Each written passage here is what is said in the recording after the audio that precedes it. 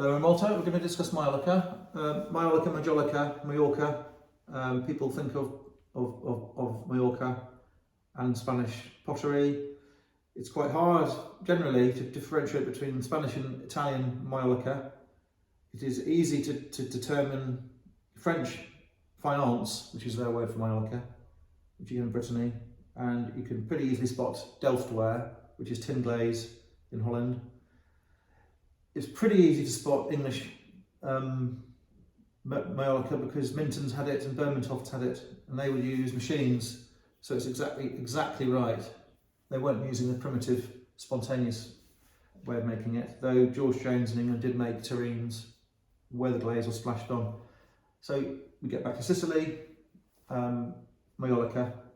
They made it in Rome, they made it all over Italy, still do.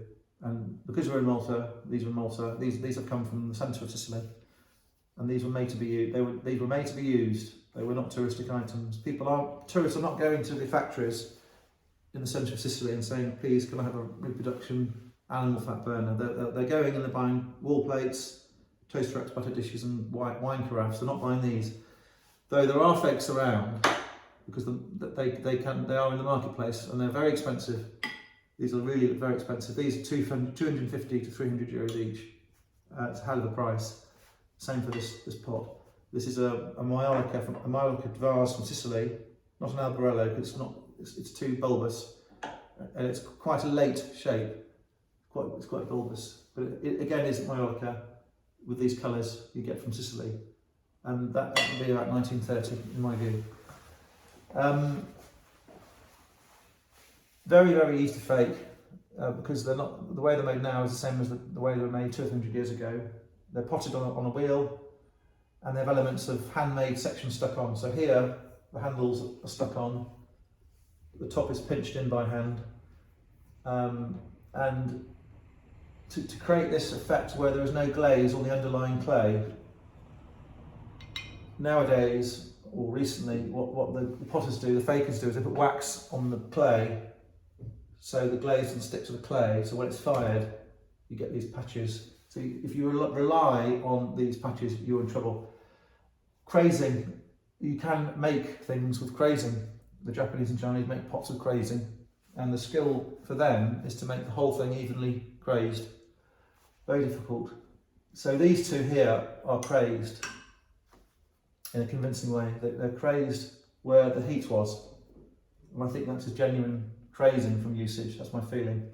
Beyond the crazing, beyond the inherent manufacturing defects in the places where there's no glaze, you've got nibbling. Nibbling is where the paint flakes, which is common, and some of the pottery chips away or flakes away. Nibbling is little tiny knocks and dings where it's been chipped by usage, and it's they also have these inherent defects. They're bubbles in the glaze, they're bits of grit in the glaze, it's unevenness, it's firing defects, it's firing cracks, it's wonkiness, that's wonky, leaning over that way. So you'll see there's a variety of things to look for. One of the problems with those two is they have a Christmas tree.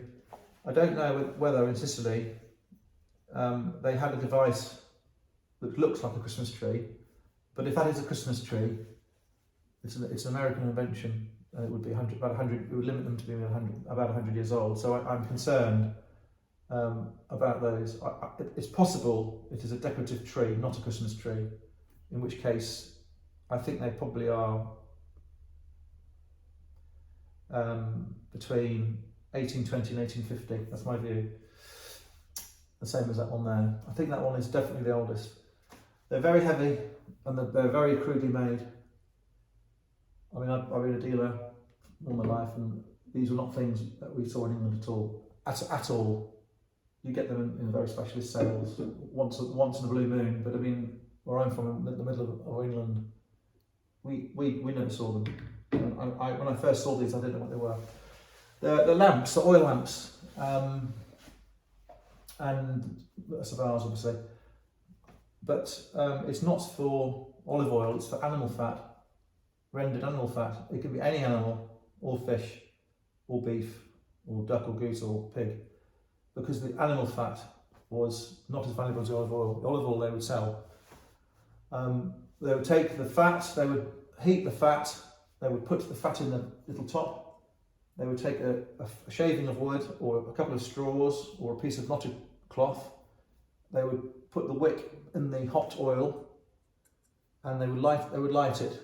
And I noticed this one here and this one, sorry, has 4 holes which would take a wick. You can imagine how bright it would be.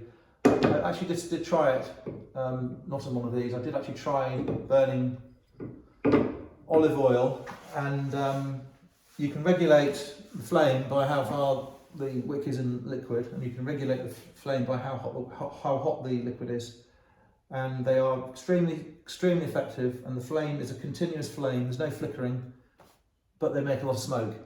So they're very important things and very interesting. The French faience, the tin glaze, is light and brittle. The Spanish and Italian is very similar. The Delft, again, is quite brittle, finer and thinner. This is very chunky stuff, very meaty stuff, and much heavier than you would think.